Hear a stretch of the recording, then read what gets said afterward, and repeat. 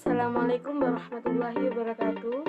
Saya Farzana Risma Rahmawati dengan NIM 4022000027. Perbankan Syariah B akan mempresentasikan tentang peradaban Islam di Madinah. Nabi Muhammad SAW melakukan dakwah kepada dua golongan. Yang pertama yaitu kepada orang yang sudah masuk Islam, dan yang kedua yaitu kepada orang yang belum masuk Islam. Kepada orang yang masuk Islam itu bertujuan untuk melakukan ibadah dan ritualnya. Sedangkan kepada orang yang belum masuk Islam yaitu agar orang tersebut bisa mempelajari dan menerima agama Islam sebagai agamanya. Membangun masjid merupakan usaha pertama kali Nabi Muhammad SAW dalam membentuk masyarakat Islam di Madinah. Masjid tersebut bernama Masjid Nabawi. Masjid Nabawi dibangun pada bulan Rabiul Awal 1 Hijriah atau 622 Masehi. Fungsi masjid tersebut yaitu yang pertama, sebagai sarana pembinaan umat Islam.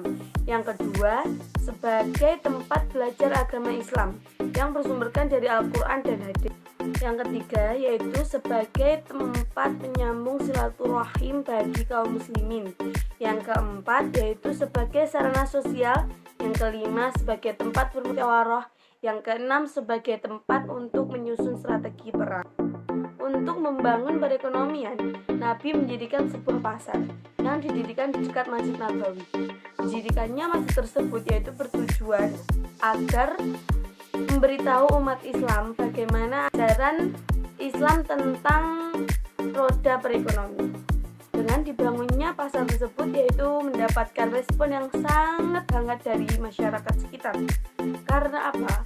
Karena sistem perekonomian tersebut yaitu menguntungkan seluruh pihak tanpa adanya riba dan tanpa adanya kerusuhan dan keserakahan. Pasar tersebut merupakan urat nadi perekonomian yang pertama negara Islam yang berpusat di Madinah.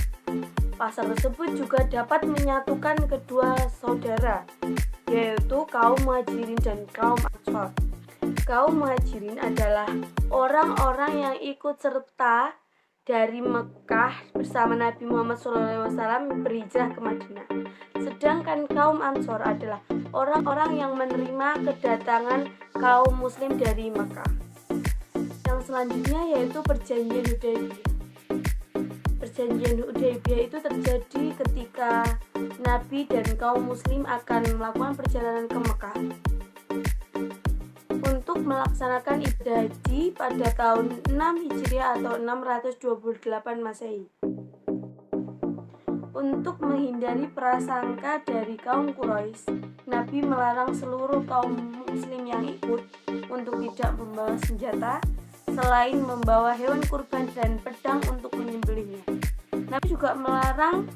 Nabi juga hanya menyuruh kaum muslim untuk memakai pakaian ihram.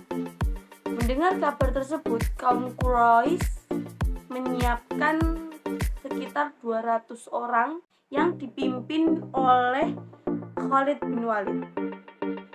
Mendengar kabar tersebut, Nabi Muhammad mensiasati, yaitu Nabi melakukan perjalanan mencari jalan yang lain. Yaitu setelah perjalanan yang panjang, Nabi sampailah kepada tempat yang bernama Hudaybiyah. Di tempat itu Nabi mengutus Utsman bin Affan untuk menemui kaum Quraisy. Setelah Utsman bin Affan menemui kaum Quraisy, yaitu menghasilkan keputusan bahwa yang boleh melakukan ibadah haji hanya Utsman bin Affan. Setelah Utsman bin Affan kembali, kaum Quraisy pun akhirnya ditemani oleh Ali bin Abi Thalib. Setelah melakukan perundingan, yaitu menghasilkan yang namanya perjanjian Hudaybiyah. Isi dari perjanjian Hudaybiyah yaitu yang pertama, gencatan senjata antara mereka dan Madinah yaitu selama 10 tahun. Yang kedua yaitu warga Mekah yang menyeberang ke Madinah tanpa seizin walinya harus dikembalikan ke Mekah.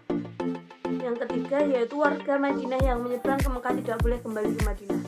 Yang keempat, selain warga Mekah dan Madinah dibebaskan untuk berpihak ke Mekah ataupun ke Madinah. Yang kelima, Nabi Muhammad SAW harus meninggalkan Mekah. dibolehkan ke Mekah setelah 1 tahun perjanjian tersebut. Perjanjian tersebut membuat kaum muslim kecewa, tetapi setelah berjalan perjanjian tersebut membuahkan hasil dan membuat kaum muslim yang menang. Sekian presentasi dari saya. Apabila ada kurangnya saya mohon maaf. Wassalamualaikum warahmatullahi wabarakatuh.